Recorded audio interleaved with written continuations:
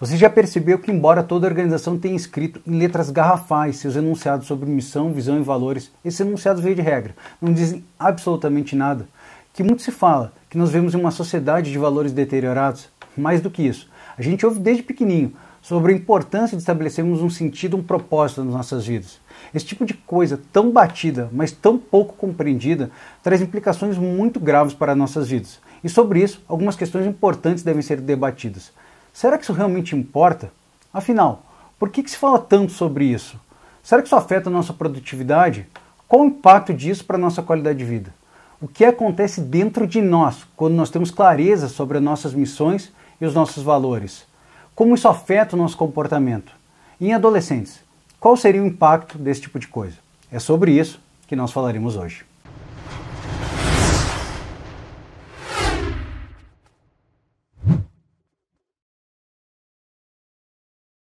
Eu estava conversando com um colega e ele me comentou sobre um workshop que ele participou sobre algumas ferramentas de produtividade. Ele me comentou sobre algumas delas e como essas ferramentas têm alterado a maneira que as empresas estão tocando, lidando com seus projetos e as suas tarefas do dia a dia. Ele me comentou que, inclusive, esse tipo de ferramenta está ultrapassando, deixando para trás a importância e a relevância de missão, visão e valores.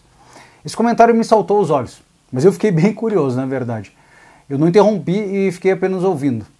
Ele me comentou, inclusive, o quanto que essa ferramenta podia ser importante, impactante para que a gente utilizasse dentro da nossa instituição e o quanto que esse estado defasado, essa dificuldade de implementar esse tipo de ferramenta dentro da nossa instituição estava fazendo com que ele se sentisse angustiado, essa sensação de que ele não estava dando o máximo potencial dele naquilo que ele estava fazendo. Então ele silenciou. E aí eu falei que eu também me sentia assim muitas vezes. Muitas vezes eu também me sentia incomodado, deslocado, até com uma vontade de me afastar. E aí eu falei para ele, perceba que essa frase que você utilizou para descrever essa sensação de ausência, de angústia, de desencaixe, ela é instintiva. E embora muito comum, intuitiva, até todo mundo usa esse tipo de frase, ela traduz algo que é muito profundo. Ela traduz exatamente uma sensação. A frase que ele usou nessa situação foi assim, cara, eu não estou me reconhecendo naquilo que eu estou fazendo. Nesse momento eu abri um parêntese e compartilhei com ele um pensamento que eu havia enviado para um colega pelo WhatsApp. Eu vou me permitir ler esse pensamento para que fique exatamente ipsiliteris, vocês tenham acesso a ele na íntegra, tá ok? Eu vou pegar meu celular aqui. O ser humano, especialmente o adulto, só se dispõe a fazer algo, quase identifique um sentido. Caso contrário, não o fará, ou se obrigado a fazer por necessidade ou coerção, ou seja, se ele for obrigado a fazer, tomará lugar o processo de alienação, onde a pessoa distancia-se mentalmente do objeto do seu trabalho, para concentrar-se em algo que tenha significado para ela. Eu vou repetir porque é bem profundo, tá? O ser humano, especialmente o adulto, só se dispõe a fazer algo caso identifique um sentido naquilo que faz. Ou seja, eu só vou fazer alguma coisa se eu realmente identificar que tem um sentido naquilo. Caso contrário, eu não vou fazer. Ou se eu for obrigado a fazer, seja por uma necessidade ou por uma coerção, ou seja, se alguém me obrigar com um taco de beisebol, vai tomar no lugar dessa tarefa um processo de alienação. O que é isso? Onde posso estar lá fisicamente, mas mentalmente eu vou estar distante daquilo que eu estou fazendo. E eu vou estar me concentrando em algo que tenha mais significado para mim. Aliás, nesse momento, eu até perguntei para ele se ele sabia o significado da palavra alienado. Ele me disse que não, eu falei, alienado significa aquele que não pertence a si mesmo. Ou seja, é aquele que está de carona na vida dele. Que ele não tem o domínio sobre as ações, sobre as atitudes. Ele está assistindo, ele está à deriva, vivendo as situações, as atividades, ele não domina o que ele está fazendo, nem o jeito que está fazendo, ele não tem ingerência sobre aquilo. Então esse é o cara que ele é nada, ele tem literalmente naquele jeito, deixa a vida me levar. Ele vai tocando porque as coisas são assim. Ele é um objeto praticamente, uma vítima das circunstâncias, porque ele não tem ingerência completa sobre as coisas. Muitas vezes, e na verdade, eu falei para ele que é exatamente essa é a descrição daquilo que ele estava sentindo. Porque o fato dele não estar conseguindo dar vazão à plena capacidade, ao pleno potencial dele, faz com que ele se distancie mentalmente daquilo. Aliás, Esse tipo de sensação de alienação vivenciado no dia a dia, ele pode ter duas coisas. A primeira delas é quando você não se identifica com aquilo que tu está fazendo, tu não vê um sentido, tu não vê um propósito daquilo que tu está fazendo. Tipo assim, cara, eu estou sendo inútil, eu não vejo sentido porque eu estou fazendo. Então eu me afasto, eu me alieno mentalmente, eu me distancio, eu posso estar ali fisicamente porque eu preciso comer, eu preciso botar comida na mesa da minha família, eu sou obrigado a fazer por uma obrigação moral, porque eu tenho uma responsabilidade. Mas a minha mente, ela está canalizada para um outro sentido. Ou uma coisa que é menos grave, que é o caso desse meu colega, que pelo fato dele estar sendo subutilizado, ele perceber que ele não está dando pleno potencial, plena vazão às possibilidades, às capacidades que ele tem, ele acaba se frustrando. Isso gera uma identificação, ele não se reconhece naquilo que ele está fazendo. E aí o que acontece? Ele canaliza, ele redireciona, ele coloca a atenção dele num outro projeto. Muitas vezes num projeto que é externo ao trabalho. Ele canaliza essa energia, o foco, o pensamento, as capacidades, as potencialidades dele para projetos que são externos ao trabalho. E muitas das vezes isso culmina numa situação de incompatibilidade que essa pessoa acaba manifestando o desejo até de sair da instituição, de trocar de trabalho, de deixar aquela instituição por essa inadequação. Então eu resgatei aquele pensamento que eu tinha iniciado esse papo. Eu falei para ele, cara, lembra que eu falei para ti que embora muito comum, que embora instintiva até de você falar, todo mundo fala essa frase, a frase, resgato aqui a frase que ele tinha dito, né, que ele não se reconhecia naquilo que ele estava fazendo, perceba, pelo fato de ele não estar dando vazão a todo conhecimento, ele não está utilizando aquilo que ele aprendeu, pelo qual ele se preparou para aplicar, ele não estava se reconhecendo na maneira que aquilo estava sendo feito. Isso, aí eu falei para ele, cara, na verdade, exatamente esse é o significado de se reconhecer. Se reconhecer quer dizer se conhecer novamente naquilo que se faz. Eu conheço a mim mesmo. Toda vez que eu faço uma atitude, eu conheço a mim naquilo que eu faço, do jeito que eu faço. E é por isso que ele não estava... Que essa frase, na verdade, ela descreve tão bem essa sensação de angústia, de afastamento, de não pertencimento àquilo que é feito, ou ao menos daquilo que é feito da maneira que está sendo feito. Então ele falou assim, Bernardo, você trabalha muito sobre propósito, não é mesmo? E aí eu resgatei para ele um pensamento do Hegel, que é um filósofo do século XVIII, em que o Hegel diz a seguinte frase, que nós, seres humanos, objetivamos a nossa subjetividade naquilo que fazemos. Aí ele me olhou, fez uma cara de dúvida assim, e claro, né, ele precisava de um tempo para absorver, para refletir sobre aquele pensamento que é muito profundo. E aí eu falei para ele, tá, vejamos, perceba o seguinte, perceba que você estudou, que você se preparou, que você adquiriu uma série de conhecimentos, inclusive sobre essa ferramenta que você me comentou. E agora imagine, suponha que simplesmente você pega e fica no seu escritório o dia inteiro, você não faz nada, você simplesmente pensa e pensa e pensa, você não atua, você fica só pensando e pensando e pensando. Você não torna nada disso, e perceba a palavra que eu usei, você não torna nada desses seus pensamentos reais. Você não concretizou absolutamente nada, você ficou apenas e simplesmente pensando e conjecturando a respeito disso. Isso fica numa forma subjetiva, ela fica etérea, ela não se concretiza, ela não se realiza, ela não se torna real em nenhum momento. Ou seja, nós seres humanos, nós precisamos atuar sobre as coisas, nós precisamos atuar sobre a matéria, nós precisamos pensar e trabalhar para tornar isso concreto, para tornar isso real, para objetivar a nossa subjetividade naquilo que a gente faz. E aí então, aquilo eu arrematei, né? Perceba esse pensamento, que você só objetiva os teus pensamentos, a tua capacidade intelectiva, os teus gostos, os teus anseios, os teus conhecimentos, o teu preparo, se você pensar, se você conjecturar, se você estabelecer planos, mas sim, se você tornar isso real. E é por isso que a gente usa essa frase também que é intuitiva, para descrever essa sensação de angústia que ele estava falando. Não só assim, eu não me reconheço, mas cara, eu não estou realizado naquilo que eu faço. Perceba, realizado quer dizer, eu não estou me tornando real, eu não estou dando vazão a mim, a quem eu sou de verdade, na minha essência, naquilo que eu estou fazendo. Perceba que esse tipo de expressão, que é natural, eu repito, que é instintivo de você falar, cara, eu não estou encaixado, eu não estou bem naquilo que eu faço, eu não estou me reconhecendo. E aqui eu abro um parêntese, pode ser tanto na atividade em si, naquilo que você faz, mas como no caso desse meu colega, da maneira como aquilo é feito. E finalmente você dizer, cara, eu não estou realizado naquilo que eu faço, embora instintivo, isso traz isso tem uma implicação, uma propositura, um significado muito mais profundo que a gente suponha. Porque eu repito, eu gosto muito de falar isso porque é instintivo e a gente pouco para refletir. E a gente para pouco para refletir porque todo mundo fala. E mais do que isso, porque os nossos pais, a igreja, a escola, ela não nos ensina sobre isso. E nossos pais, a igreja, professores, escola, mestres, tutores, treinadores, eles não nos ensinam sobre isso porque eles não foram ensinados sobre isso. Então eles estão replicando, simplesmente assumindo papéis que muitas vezes não coadunam, não dizem que eles são.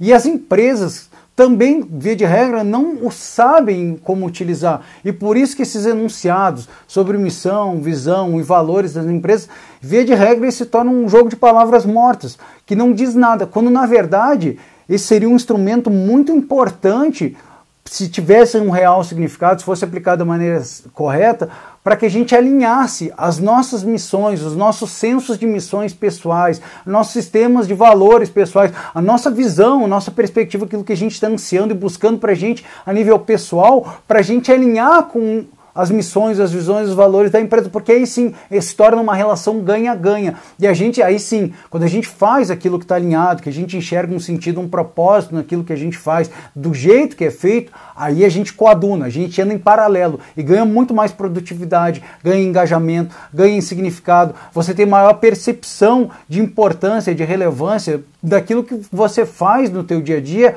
tem real importância, que aquilo que você faz é importante para a sociedade, para o mundo, e isso está te conduzindo sim aos teus objetivos pessoais. Perceba que isso não é apenas sobre missão, sobre propósito de vida, é também sobre valores. A gente hoje na nossa instituição, eu comentei com ele, a gente tem um programa de fortalecimento de valores que ele se torna um pouco vazio, pelo fato das pessoas não compreenderem, não entenderem o quão impactante, o quão relevantes são os valores para nossas vidas. Vejamos assim, a maneira com a qual eu vou atuar sobre uma determinada tarefa, como eu vou executar qualquer coisa, qualquer a fazer, se eu vou fazer isso com total engajamento e comprometimento, com foco, com energia, com atenção, ou se eu vou fazer meia boca, ela está calcada assim num sistema de valores. E aí ele me olhou assim, ficou um pouco em dúvida, vamos ver.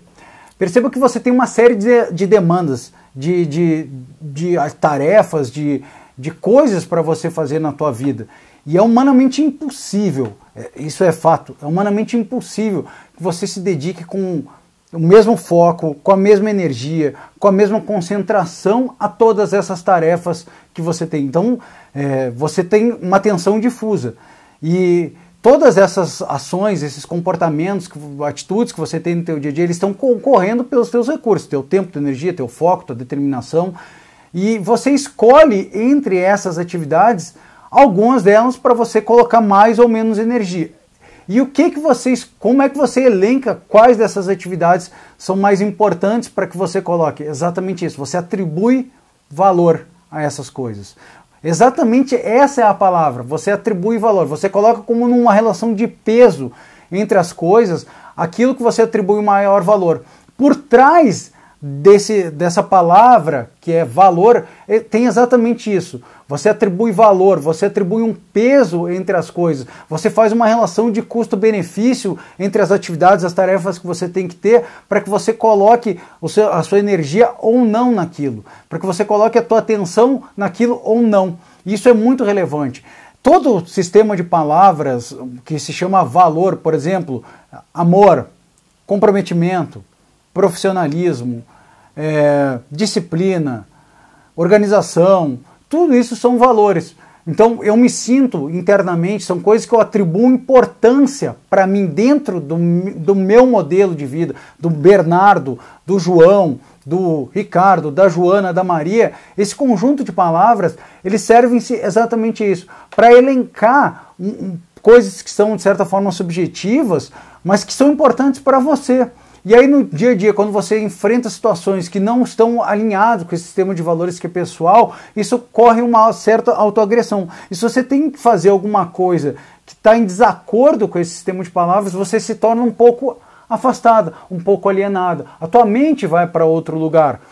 Do contrário, se isso está de acordo, por exemplo, se para mim é muito importante trabalhar numa organização, executar tarefas que a justiça esteja permeada, isso é de fato para mim, eu tenho que perceber que a justiça permeia e as tarefas estão injustas, tipo, não é meritocrático. Alguém que simplesmente tem uma habilidade política ou relacional, ela tem maior benefício sobre isso, isso me agride. E aí eu acabo me alienando, eu acabo tendo a tendência, eu tendo a sair, cara, isso não tá batendo com quem eu sou. E aí eu acabo me afastando. Do contrário, se eu vejo que as pessoas estão engajadas, se tem organização, se tem respeito entre as pessoas, se tem profissionalismo, se tem ética nas relações, e esses são valores que são importantes para mim, eu acabo colocando minha energia naquilo ali, porque os valores estão alinhados. E a mesma coisa acontece com a missão. Se aquilo está de acordo com o meu senso de missão, meu senso de propósito, se eu percebo que aquilo que eu estou fazendo no meu dia a dia está coadunando, está andando em paralelo, junto com a minha missão pessoal, se aquela tarefa tem um sentido, um propósito, vai conduzir também em paralelo à realização da missão, da tarefa da empresa, do objetivo final da empresa, por meio dessa tarefa eu consigo atingir o meu propósito, a minha visão de vida, se não num longuíssimo prazo, ao menos no curto e no médio prazo, aí os interesses eles se alinham e eu acabo colocando a minha energia, eu trago maior engajamento. Então perceba quanto que isso é impactante realmente para que você consiga ter maior produtividade, para que você coloque maior engajamento, alinhamento entre missões pessoais e profissionais, das instituições, das pessoas, dos grupos, das equipes, das lideranças com as pessoas. Isso é muito importante para que as pessoas entendam exatamente como vai. Então, quando as pessoas não entendem o impacto desse sistema de valores, eu posso falar sobre valor o dia inteiro para as pessoas, eu posso falar sobre os significados das palavras, eu posso dar exemplos, mas isso não vai fazer total significado para as pessoas e qualquer programa que seja de fortalecimento de valores ou enunciado de missão, valores, visão de empresa, ele fica vazio, as pessoas não conseguem captar a essência daquilo e aí fica simplesmente um blá blá blá, até uma perda de tempo. Eu gosto muito de dar um exemplo quando eu falo sobre isso. Por exemplo, eu lembro daquele filme do Tempos Modernos do Charles Chaplin, né, que tinha um cara que ficava apertando parafuso, daqui a pouco o Charles Chaplin ele é quase engolido para dentro daquela máquina. A tarefa daquele cara era simplesmente apertar um parafuso, né? E ele fazia aquilo o dia inteiro, ele não via, ele se tornou quase um robô. Agora, se essa pessoa ela consegue ver além daquilo, além da tarefa que ele está vendo, se ele consegue ter uma percepção do todo, que o que ele faz, a tarefa dele não é simplesmente apertar um parafuso, mas construir um carro. A tarefa dele, o produto final, e a maneira dele construir um carro é apertar parafusos, aquilo já ganha um outro significado. Mas além disso, se ele percebe que a tarefa dele de apertar parafusos, ele consegue perceber que o todo da obra, que não é só produzir um carro, mas sim de repente realizar o sonho de alguém de ter um automóvel, realizar o sonho de alguém de se aproximar, de levar essa pessoa através desse meio de transporte para ele estar próximo dos familiares, das pessoas que estão queridas, ou seja, a maneira dele realizar o sonho dessas pessoas, que é apertar parafuso, na verdade tem um propósito maior, que é realizar o sonho das pessoas. Isso ganha uma outra perspectiva, um outro significado. Aquela tarefa ela perde esse sentido autômato de você simplesmente perceber que aquilo que tu faz não é só apertar um parafuso. Isso vai além desse exemplo. Eu gosto de trazer esse exemplo de Charles Chaplin, mas eu podia falar de outros exemplos. Pessoas que trabalham em repartições públicas ou numa empresa fazendo tarefas como controle de estoque ou fazer empenho em licitação. Vamos pegar o controle de estoque. A maneira dele contribuir para aquela empresa realizar o sonho das pessoas, levar maior qualidade de vida, levar mantimentos, atender as pessoas de uma melhor maneira, realizando os sonhos das pessoas, a maneira que ele contribui para esse todo é controlando o estoque. A maneira dessa pessoa contribuir para a sociedade, por exemplo, que se traduz no final em educação, em obra, em via pública, em saneamento básico, ele fazendo nota de empenho, ele para de se tornar um autômato, ele para de ser um burocrata, ele para de... Isso é uma coisa muito grave, principalmente no serviço público, é uma coisa extremamente grave. É o cara que não percebe o porquê ele faz o que ele faz, ele não tem uma visão do todo, ele se torna uma letra morta, ele se torna quase um robô. E é isso que a gente vê, literalmente, muitas vezes, via de regra, em organizações e repartições públicas. Pessoas sem motivação, pessoas que estão ali mortas por dentro. Ele parece estar te prestando um favor, ele não consegue entender que a tarefa dele é servir, ele ganha a vida servindo o outro. Ele não consegue perceber que a tarefa dele, que é ali fazer um empenho, ou prestar qualquer tarefa dentro da repartição pública, se traduz em algo muito maior, que é em educação, que é em moradia, saneamento básico, é saúde para a comunidade. Quando a pessoa não consegue ver o todo, a maneira dele encarar a tarefa do dia a dia, a pequena tarefa que ele está imbuído, ela muda completamente. Os valores dele estão coadunantes com aquilo. Então é por isso que um propósito, um valor é tão importante, tão impactante, não apenas para a execução da tarefa, mas sim para como essa tarefa vai ser executada. Porque aí ele começa a colocar o coração dele. Coração. Isso fala para a emoção. E eu sempre resgato isso, eu gosto muito disso. Tem um livro do Simon Sinek que começa sobre porque esse cara que fala muito sobre Golden Cycle, e alinhando já alguns conceitos dessa questão que eu trouxe anteriormente, se eu não enxergo o propósito naquilo que eu faço, eu me alieno mentalmente, e a sede dos teus comportamentos, dos teus processos decisórios, eles não estão alinhados com cálculos matemáticos, com lógica. Eu posso te falar 1 milhão de palavras do porquê tu faz aquilo, posso te trazer razões matemáticas, financeiras, econômicas da importância daquilo que faz, mas tu não toca o teu cérebro límbico, não toca a tua emoção, tu não consegue te alinhar, isso está alinhado com o teu porquê e não com o que você faz. Com o teu porquê, o porquê você faz como você faz. Depois o Simon Sinek fala, então comece pelo porquê, depois vá para o como essa tarefa é feita e por último com o que. Isso se chama Golden Cycle, porque ele está alinhado com a estrutura cerebral. Primeiro você tem que falar para aquilo que está no cerne, que é o teu cérebro límbico, que é a tua emoção. As nossas decisões, isso é comprovado neurocientificamente. Exames de imagem de ressonância magnética funcional de imagem comprovam e atestam isso, que quando as pessoas tomam decisão, antes dela ter a ativação do córtex pré-frontal, que é a parte do teu cérebro que é responsável pelo teu raciocínio lógico, matemático, pela decodificação e codificação de linguagem, por você arquitetar pensamentos complexos, planos complexos, a ativação dessas zonas cerebrais, elas são posteriores à ativação das zonas límbicas do teu cérebro, que é onde estão as tuas emoções, ou seja, o teu processo decisório, os teus comportamentos, eles estão alinhados com as tuas emoções, e as tuas emoções, elas estão diretamente relacionadas com o teu porquê, e o teu porquê está exatamente alinhado com isso, com o teu sentido, com o teu propósito de vida. E quando você descobre esse teu propósito de vida, quando você descobre o porquê você faz o que você faz, cara, isso se torna uma motivação, algo muito profundo, que não é um obstáculo, que não é uma dificuldade, que não é uma chefia, uma liderança que está inadequada, que não está coadunando com o teu sistema de valores muitas vezes,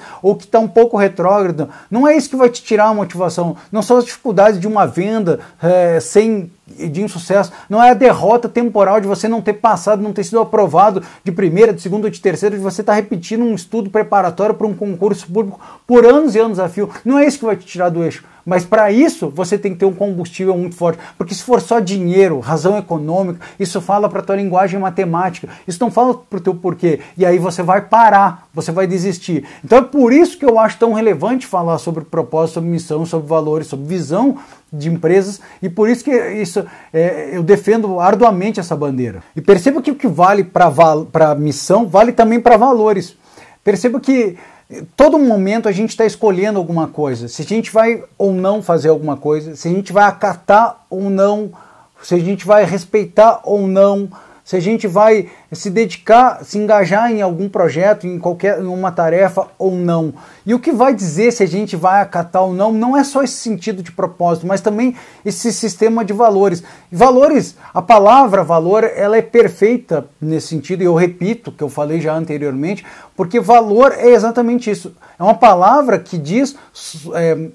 os nossos valores são coisas que são importantes, que são relevantes para nós. E quando a gente está avaliando as situações, as opções, os processos decisórios, e a gente faz isso inconscientemente, porque isso está incrustado dentro de uma programação mental bastante profunda. A gente passa por um processo desde a infância, absorvendo, introjetando valores de certo, de errado, de verdadeiro, que mentir é falso, é ruim, que roubar é errado. E tem gente que aprende das mais variadas formas. Essa aqui não é uma aula voltada para isso, mas eu quero simplesmente que você perceba que valores são isso. São palavras que traduzem coisas que são realmente importantes dentro da nossa vida. São coisas que a gente está atribuindo peso, relevância, a gente está sempre pesando as relações, as opções que a gente tem e atribuindo valor entre as opções. E a gente acaba escolhendo. E perceba mais uma coisa, somente o ser humano tem essa necessidade de atribuir valor às coisas.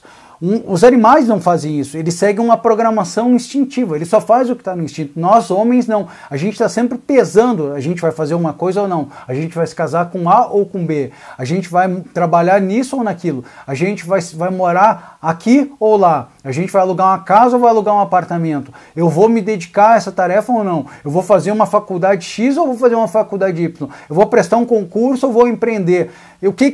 Como é que você faz, como é que você relaciona isso? Não é só por necessidades, a gente faz isso justamente por isso, por esse código de valores. E quando você entende a importância disso, perceba as provocações que eu fiz, as perguntas, as questões, as indagações que eu coloquei no início desse vídeo, como isso afeta a nossa produtividade, como isso afeta o nosso comportamento.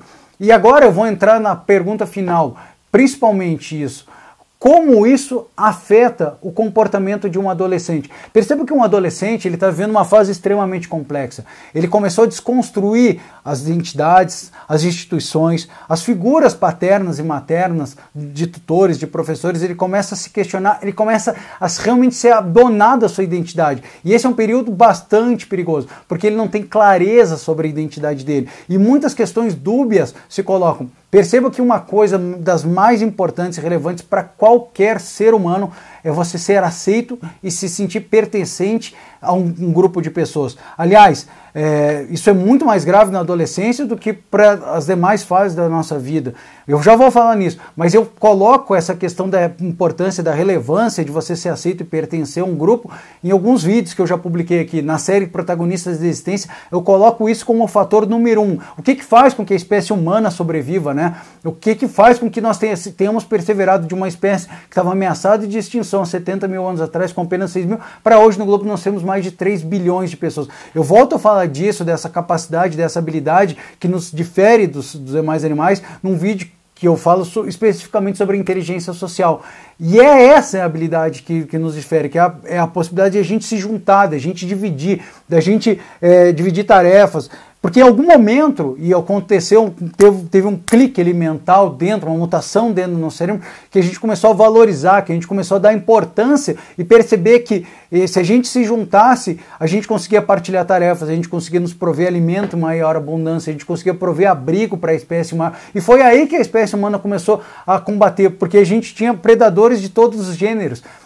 Animais que eram muito mais fortes que a gente. E sozinho a gente não conseguia preservar, se proteger. Mas se a gente juntasse 10 pessoas dividindo e encontrando soluções, a gente conseguia. 10 pessoas dividindo tarefa, um plantando, o outro preparando o alimento, a gente tinha melhor qualidade, mais condições. Então a gente começou a se relacionar. E qual é a habilidade que nos difere? É esse tipo de inteligência. E não é a inteligência de você ser um gênio como Einstein, de você pensar em soluções mirabolantes, mas sim a inteligência da gente se relacionar, a inteligência social. E é por isso que eu gravei um vídeo sobre isso, é por isso que eu falo muito profundamente sobre isso, de um aspecto neurocientífico de preservação de espécies na série Protagonistas da Existência e também no vídeo sobre inteligência social. E aqui abaixo, na descrição desse vídeo, vai ter o link para que você possa assistir esses vídeos. Então, agora retornando à questão do adolescente.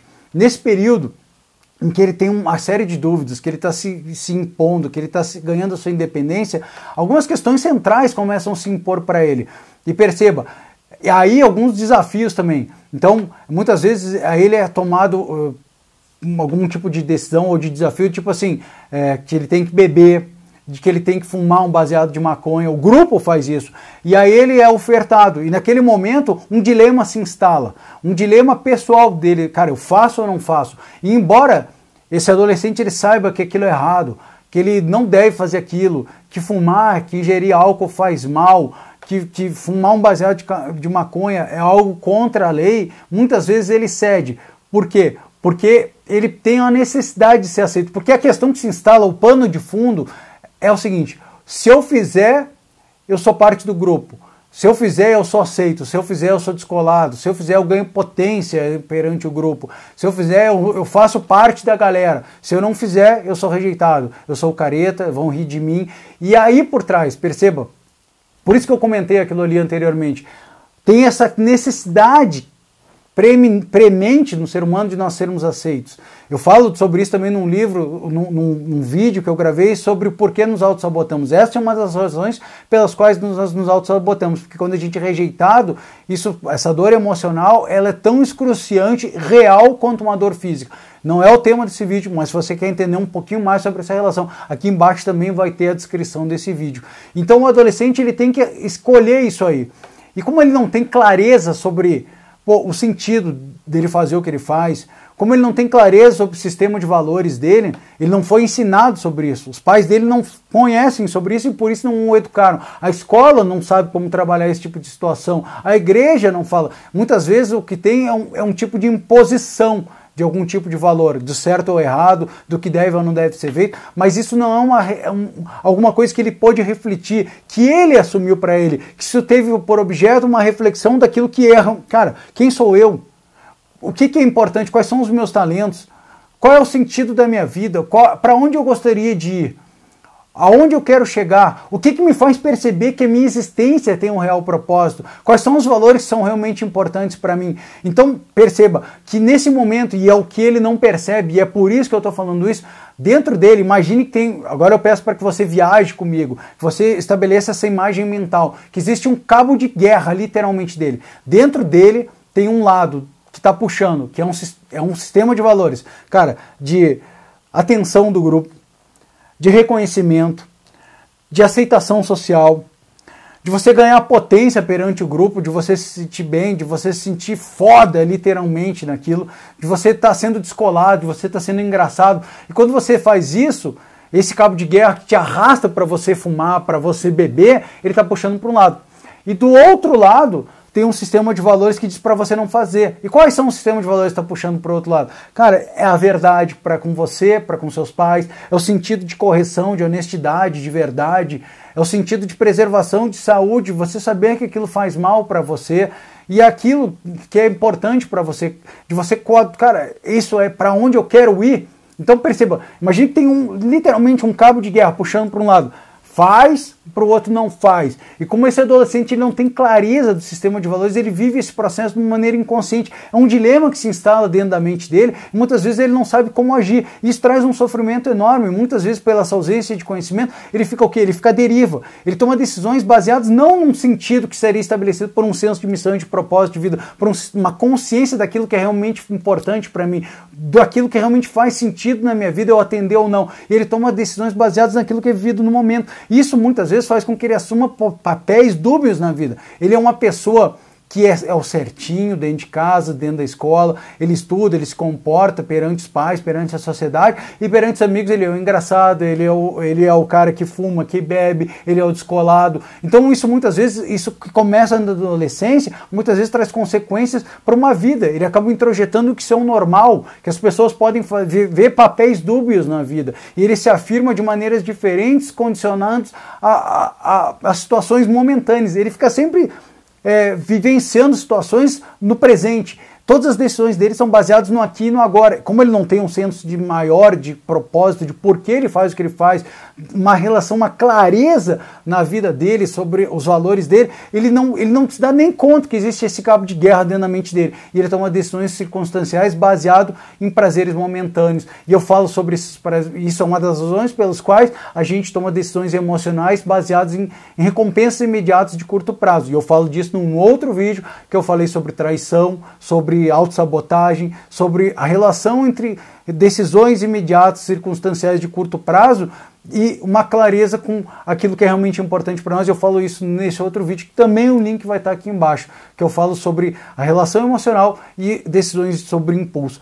Então tá aqui esse outro vídeo. Eu quero que você entenda, contextualizando isso dentro dessa situação que o adolescente vive, que isso é uma coisa determinante, que um pai tem que saber como conduzir o filho para que ele tenha uma clareza maior, porque isso vai evitar que ele fique dando cabeçada, que ele fique tomando decisões que muitas vezes não estão de acordo com aquilo que é realmente importante e muitas vezes não vão conduzir ele para aquilo que ele realmente quer e deseja na vida. E mais do que isso, esse tipo de conhecimento permite que ele abra mão dessa aceitação momentânea de curto prazo do grupo e ele perceba, cara, eu não preciso disso. E aí ele vai se dar conta que, na verdade, ele vai ganhar o quê? A admiração, o respeito de outras pessoas, talvez não essas, mas outras pessoas que vão estar admirando a firmeza de caráter, a firmeza de decisões que ele está tomando, e isso vai conduzir que ele assuma muitas vezes, ele tem um ganho. Ele não é que ele vai abrir mão desse ganho de ser engraçado, dele ter o grupo dele ser pertencente, mas sim, ele vai atender esses mesmos valores de uma maneira que seja mais sadia. E aí aquele cabo de guerra que diz para ele não fazer, ele não só ganha, mas como ele atende esses outros valores de uma outra maneira que é muito mais sadia. Eu quero que você entenda isso para que você possa perceber que todos nós passamos por isso, mas essa ausência de conhecimento muitas vezes nos deixa à deriva e os adolescentes, muitas vezes, as igrejas, pais, tutores, professores não sabendo como lidar, acabam não tendo como assessorar adequadamente esse adolescente e ele fica vivendo nesse looping mental, nessa carência de autoconhecimento que muitas vezes faz com que ele tome decisões que são extremamente nefastas e na verdade estão conduzindo ele a fazer coisas que são não só prejudiciais à saúde dele, mas que muitas vezes estão indo de encontro para aquilo que ele realmente tem dentro dele, que ele não tem consciência, que é importante e para aquilo que ele realmente desejaria conquistar e ser dentro da vida dele. Agora, já encaminhando o encerramento, o término desse vídeo, e retomando, na verdade, aquilo que eu falei lá sobre esse bate-papo que eu tenho com o meu colega, e foi assim que eu encerrei esse papo com ele.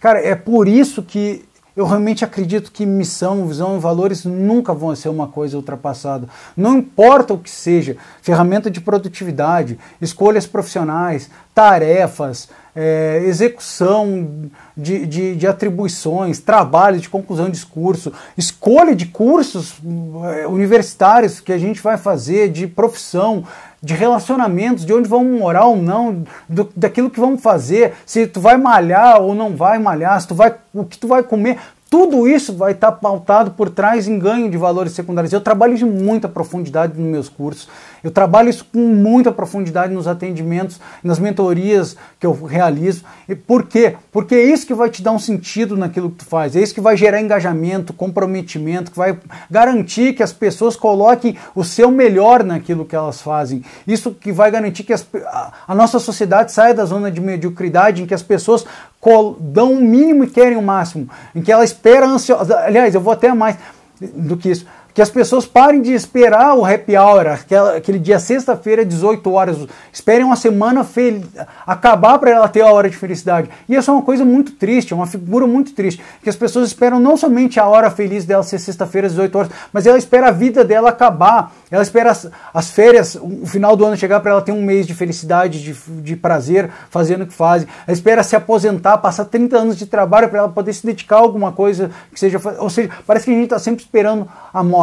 A gente está sempre esperando o final. E é por isso que eu digo que todo líder, todo professor, todo pai, todo mestre, todo mundo que realmente tem responsabilidade, seja dentro de uma família ou numa organização, ele deve entender esse tipo de conhecimento. E esse impacto que existe, que é muito mais do que um jogo de palavras, ele é muito mais literal do que a gente supõe, da importância e relevância que existe em coisas como missão, visão e valores, não somente para consecução de tarefas dentro de uma empresa, mas para todo e qualquer atividade ou escolha que você vai fazer no teu dia a dia, na tua vida. Eu vou encerrando esse vídeo e lembrando que esse vídeo ele não tem nenhum aspecto de julgamento. O objetivo desse vídeo não é te dizer que a maneira que você está se comportando hoje é certa ou errado. Eu não tenho esse objetivo. O objetivo desse vídeo é simplesmente te trazer uma reflexão sobre como você pode mudar ou melhorar o teu engajamento naquilo que tu faz, como você pode se tornar um líder melhor, um pai melhor, um companheiro melhor, um cidadão melhor. E porque eu realmente acredito que esse tipo de conhecimento ele tem um impacto que pode mudar a nossa sociedade, porque esse tipo de conhecimento ele reverbera. Ele se torna como uma pedrinha que eu jogo na água, ele tem essa ressonância. É através desse tipo de conhecimento que a gente é capaz de mudar a cultura de uma família, a cultura de uma comunidade, a cultura dentro de uma empresa. Empresas com pessoas que estejam mais alinhadas, com mais foco, com mais disciplina, com maior engajamento. E a nossa produtividade melhora, a qualidade daquilo que a gente faz melhora, a nossa qualidade de vida por estar mais alinhada, a percepção de felicidade das pessoas aumentam. É justamente disso e é por isso que eu falo sobre isso. Eu quero que você comente esse vídeo, que você diga se ele fez sentido para você, se você gostou da abordagem. Eu quero que você deixe seu comentário, que você compartilhe. Aliás, se você gostou desse vídeo e dos outros vídeos que a gente tem no nosso canal, assina o nosso canal, se inscreve para que você possa ser avisado quando eu colocar um vídeo novo. E compartilhe isso com outras pessoas que você acredita que para quem eventualmente esse tipo de informação pode vir fazer a diferença na vida delas. Talvez alguém que você conheça que está tendo essa dificuldade, esse desencaixe, essa necessidade de encontrar um pensamento que resgate ela daquilo que está fazendo. Aliás, como todos os vídeos que eu tenho feito aqui no canal, eu vou deixar aqui não só os links dos vídeos que eu comentei para você, mas uma série de leituras que embasaram esse vídeo de hoje para que você possa refletir. De repente, se você tiver interesse, você vai poder se informar sobre os nossos cursos, sobre as nossas formações, para que você encontre também, dentro desses cursos, dessas formações, como você estabelecer com maior clareza, com maior objetividade a sua missão de vida, os seus valores, como você iniciar isso e como isso tem impacto talvez dentro da tua família, com os teus filhos, com a tua esposa, com os teus pais. Eu vou encerrando o vídeo de hoje. Eu quero que você fique com Deus, que você tenha uma semana maravilhosa, que você tenha um resto de mês extraordinário e a gente se vê numa próxima oportunidade. Fiquem todos com Deus e até uma próxima.